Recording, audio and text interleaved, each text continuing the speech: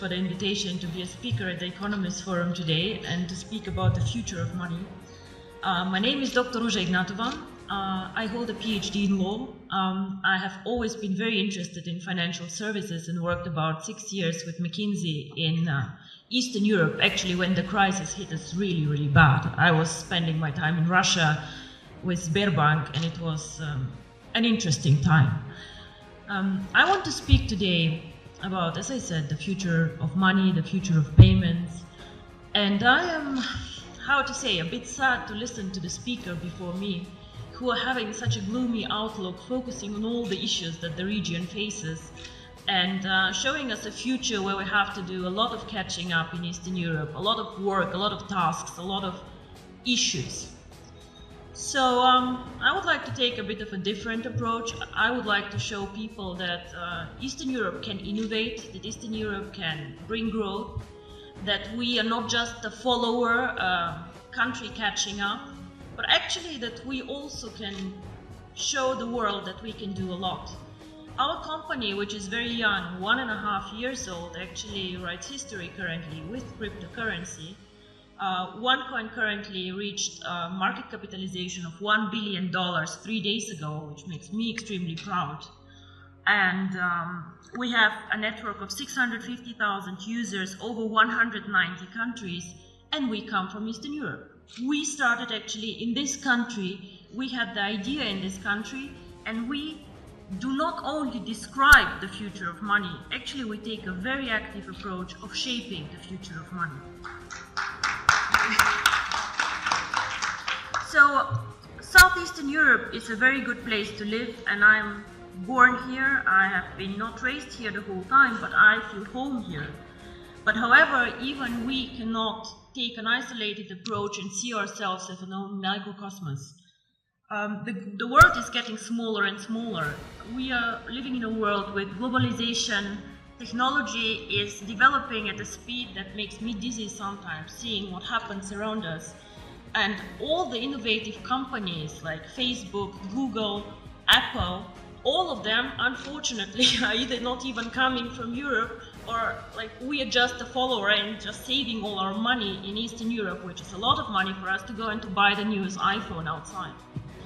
So with globalization, the world becomes much smaller, much more transparent, and the needs of consumer and of companies actually change a lot. We have a lot more needs for cross-border transactions. Even as a simple customer, I have to do a lot of shopping, a lot of things outside my country. So of course, this is a need that we need and we have to address with a company. So what is the future of money? In my opinion, the future of money, or a big part of the future of money, will be outside the banking system as we know it today. Traditional businesses either will change or new entrants will come in the market. One of the most spectacular entrants that I've been following now for about 5 years is Bitcoin. Now, Bitcoin is a cryptocurrency, the first cryptocurrency, the biggest cryptocurrency currently. And these people who created Bitcoin, nobody officially knows who they are, have my fullest respect for the innovation, disruption, and value creation that they actually did to the financial market. Of course, wherever there's value creation, speculators come, and a lot of turmoil can happen, but these people created something new and something really exciting. Bitcoin and the blockchain technology, which makes financial services independent from governments, independent from regulators even, and independent from banks as we know them, already starts changing the world we live in. However, Bitcoin until now and the more sophisticated cryptocurrencies have been a payment system, an investment system for the either very sophisticated people out there with a very, very solid IT background, for the smart ones, or for the elite who has a lot of money and diversifies their portfolio with a new exotic investment like Bitcoins. The market is still not very big, with a market capitalization fluctuating between 2 and 3 billion, transactions happening every day about 200 million euro. So we still have a lot of potential to grow in the cryptocurrency market, but we see a start. So We have been, or are we still an emerging market? I'm not sure what is politically correct to say, but emerging markets are out there. And we can speak about Latin America, we can speak about Asia, we can speak about Africa, extremely interesting market actually, which is like catching up now. And we can speak about also the small Asian countries. In all these countries, we have an issue that we also had here actually, a lot of people who are underbanked, unbanked, or just forgotten by the big players. Why? Because they're poor, because they have needs that are not that interesting in the transactions, or simply because some of these people do not have proper documents. I have been in countries where people, every one of them has a smartphone, but has no proper ID card. So how do these people bank?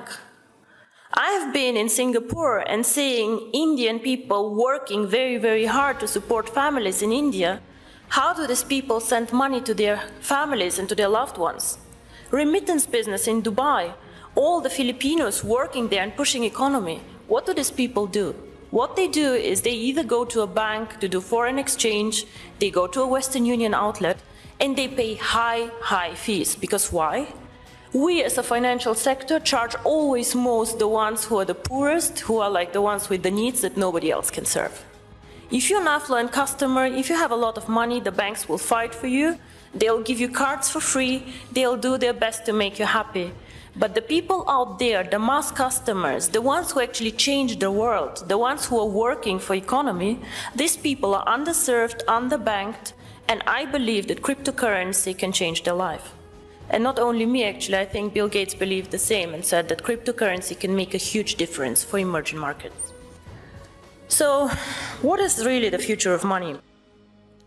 I believe that if cryptocurrency is spread out there to the mass market, to people who can be made understand cryptocurrency, and as you say, cryptocurrency sounds very, very complicated, hidden, complex. Can I do it? If we manage to make cryptocurrency actually accessible to people out there who are smart enough to understand a smartphone, who are smart enough to move and to work in an Asian country, if we make it simple, we can become actually the next mass phenomenon, like Google, like Facebook, become a network of active users. Until now, cryptocurrency did not make the leap, in my opinion, because it is not user-friendly, because it's not easy to use for the mass market, and because people perceive it as very difficult. So the person or the company who makes it actually to make cryptocurrency easy to use, accessible in the markets that need it, and this is not the US, gentlemen, this is the emerging markets where people want to work with it, to use it. If we make cryptocurrency not only a tool for speculators and investors to make quick money, but make it usable, if we work on KYC, on documentation, on making it transparent and bringing cryptocurrency to the traditional world, with the regulators, by the way, the US actually government, 4 weeks ago, they said that cryptocurrency is actually in a status equal to commodities. So it means that actually cryptocurrency can be treated like virtual gold. Commodities is gold, is silver, platinum, and apparently bitcoins. So the future of money can be searched, I think, outside the banking system because we are still more flexible. We do not fight the issues that the banks have. And because we think that the next big thing is based on technology, on the internet, and on the network phenomenon that we see in all these big companies out there. I think if we manage to provide a consistent strategy, a case to use the currency, and an easy access, which is aligned with the regulators out there, transparent, safe, cryptocurrency can actually be one of the preferred methods of payment, and not only bank transfers, card transfers, and all the traditional ways that we deal money with.